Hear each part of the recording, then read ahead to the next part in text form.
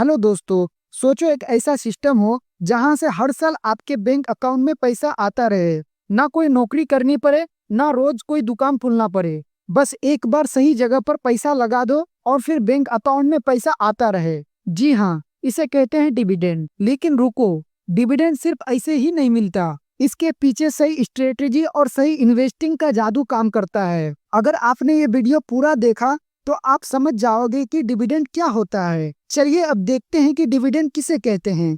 तो दोस्तों, जब कोई कंपनी प्रॉफिट कमाती है तो वो उस प्रॉफिट का एक हिस्सा अपने शेयर होल्डर्स में बांट सकती है। इसी को कहा जाता है डिविडेंड। ये एक तरह का रिवॉर्ड है उन लोगों के लिए जो कंपनी के शेयर को होल्ड करते हैं। और सबसे अच्छी बात यह है कि अगर सालाना डिविडेंड 10 लाख तक का है तो उस पर कोई भी टैक्स नहीं देना पड़ता। यानी 10 लाख में से पूरा का पूरा 10 लाख आपका, बिल्कुल टैक्स फ्री। लेकिन ध्यान देने वाली बात यह है कि डिविडेंड देना कंपनी के लिए जरूरी नहीं होता। यह पूरी तरह कंपनी के बोर्ड ऑफ डायरेक्टर पर डिपेंड करता है। चाहे वो प्रॉफिट का कुछ हिस्सा डिविडेंड के तौर पर अपने शेयर होल्डर को बांट दे या कंपनी में री इन्वेस्ट करके कंपनी को ग्रो करे। अब देखते हैं कि फेस वैल्यू और मार्केट वैल्यू के बारे में, क्योंकि यह भी जानना बहुत ही जरूरी है। पहला, फेस वैल्यू जो कंपनी तय करती है। दूसरा, मार्केट वैल्यू जो शेयर बाजार में चल रही प्राइस होती है।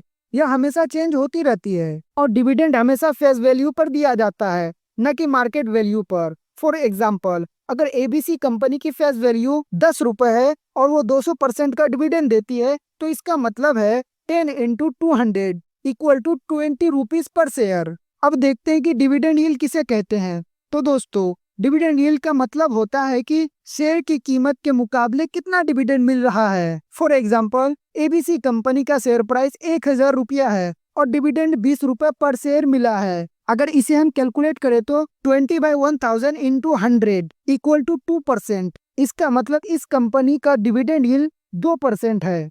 लेकिन ध्यान देने वाली बात यह है कि अगर शेयर की प्राइस गिरती है तो यील्ड ज्यादा दिखता है। इसका मतलब जरूरी नहीं कि ज्यादा डिविडेंड मिला है। कुछ कंपनियां कभी भी डिविडेंड नहीं देती, जैसे वॉरेन बफेट की कंपनी बर्कशायर हैथवे। आपका मन में एक क्वेश्चन आ रहा होगा कि ऐसा क्यों? मैं आपको बताता हूँ। क्योंकि वो पैसा वापस बिजनेस में लगाते हैं, नए प्रोजेक्ट में या किसी दूसरी कंपनी को एक्वायर करने के लिए, ताकि कंपनी और ज्यादा ग्रो कर सके, जिससे शेयर होल्डर्स को फायदा भी होता है कैपिटल एप्रिसिएशन के जरिए। अब आप सोच रहे होंगे कि ये कैपिटल एप्रिसिएशन क्या होता है, तो चलिए इसे सिंपल भाषा में समझते हैं। आपने एक शेयर 100 रुपए में खरीदा और एक साल बाद उसकी कीमत हो गई 150 रुपए, तो आपको 50 रुपए का प्रॉफिट हुआ।